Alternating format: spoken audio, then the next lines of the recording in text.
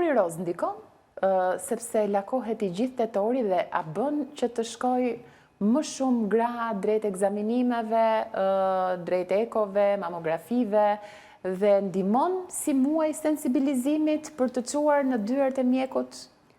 Patjetër që po, ndaj dhe përmenda dhe pak më parë, do doja që të ishin gjithë muajt e vitit si tetori roz, sepse njerëzit duhet të ndërgjegjësohen jo vetëm në muajin tetor, por në të gjitha muajt e vitit. Patjetër që rritet numri i grave që shkojnë të egzaminojnë, sepse dëgjojnë më shumë edhe e kuptojnë që shiko se duhet bërë një egzaminim i tillë, sepse nëse unë mund të kem diçka, atëherë duhet kuruar kjo gjë. Megjithatë, si çdo sëmundje tjetër, që në fakt është në grad alarm, ka të bëjë edhe mënyra e jetesës. Por jo vetëm kaq, edhe për sëmundje tjera një gamë të gjerë. Nuk është asnjëherë keq që të kujdesesh për veten, të bësh një jetë të shëndetshme, pra një mënyrë jetese të mirë. Çfarë mënyre jetese është për të ndjekur që të mos prekesh apo të ulësh riskun e kancerit të gjirit? Nga informacionet që janë deri tani, sigurisht se janë gjërat. Më shumë për të ulur riskun, se ne do donim shumë që të bënim diçka qoftë në stilin e jetesës, mënyrën e ushqyerjes, që mos të preken fare nga sëmundjet kanceroze. Së pari është mënyra e ushqyerjes, pra ajo çfarë ne konsumojmë në jetën tonë të përditshme. Pra, një dietë ushqimore mesetare përqendruar tek frutat, perimet, peshku, vaju i ullirit që është i rëndësishëm dhe ndikon pozitivisht, dhe shmange e ushqimeve të konservuara, karbohidratet të tepruara dhe yndyrnat e ngopura. Pra, kjo është në vija të përgjithshme më themi që... Çfarë bëndëm? Çfarë nuk duhet konsumuar, që duhet patur kujdes? Kryesisht ushqimet e konservuara që njihen jo vetëm për kancerin e gjirit, por edhe për problematikat e tjera shëndetësore. Po kur theksuam peshkun, nga ana tjetër mishi është më problematik? Në fakt, në sëmundjet kancerogjene është mishi kuq, ai që ne i themi pacientëve që të mund të ndalin konsumimin e tij dhe të përqendrohen më shumë në ushqimet e tjera proteinike, sepse mënyra e ushqyerjes nuk ka rëndësi vetëm përpara se si çfarë ne mund të ushqehemi që parandalojmë që të prekemi nga një sëmundje tumorale, por edhe gjatë kohës që ne dimë që tashmë kemi një sëmundje, mënyra e ushqyerjes është shumë e rëndësishme sepse pengon recidivën, pra kthimin e sëmundjes përsëri. Në qartë. Po kjo pjesa e vajit të ullirit interesante, nuk e kisha dëgjuar shpesh.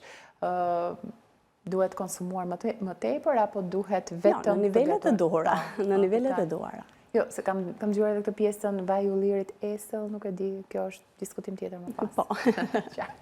Mirë.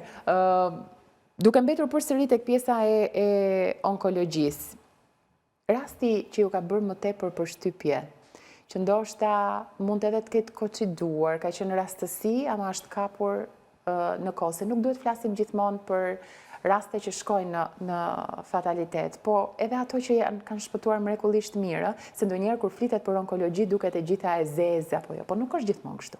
Jo.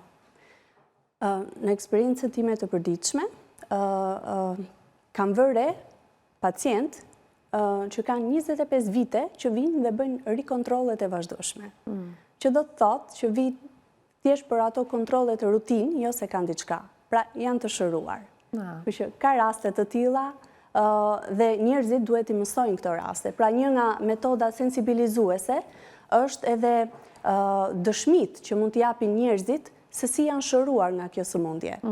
Që ende vazhdojnë i bëjnë rikontrollet, por janë plotësisht të shëruar. Dhe në fakt, dëshmi kemi ndjekur plot, unë në këtë studio mund të kisha dikë që vërtet ka vuajtur apo vuan ka kanceri i gjirit, por zgjoda të kem bisedë me një mjeke për të dhënë më tepër informacion tek publiku dhe se çfarë duhet patur kujdes dhe çfarë duhet ndjekur. Duke treguar respekt jashtëzakonshëm për të gjithë ata që kanë zgjedhur të ndajnë me publikun historinë e tyre, sepse në çdo rast ka shërbyer shumë mirë. Doktoresha, kur një pacient quhet i shëruar? Janë disa egzaminime që bëhen, siç ishin egzaminimet e rutinë që fola pak më parë, në të cilat nuk vihet re asnjë qelizë kanceroze prezente, qoftë markuesi tumoral, qoftë një skaner kontrast, rezonanca apo mamografi, nëse të gjitha rezultojnë në normë për një kohë të gjatë, se nuk flasim për 2 muaj, pra pacientja konkrete që thash pas 25 viteve, vazhdon të i ribënte si pas këshillave dhe protokolleve të rekomanduara, atëhere, në një kohë të gjatë, të gjitha këto ekzaminime dilin në normë.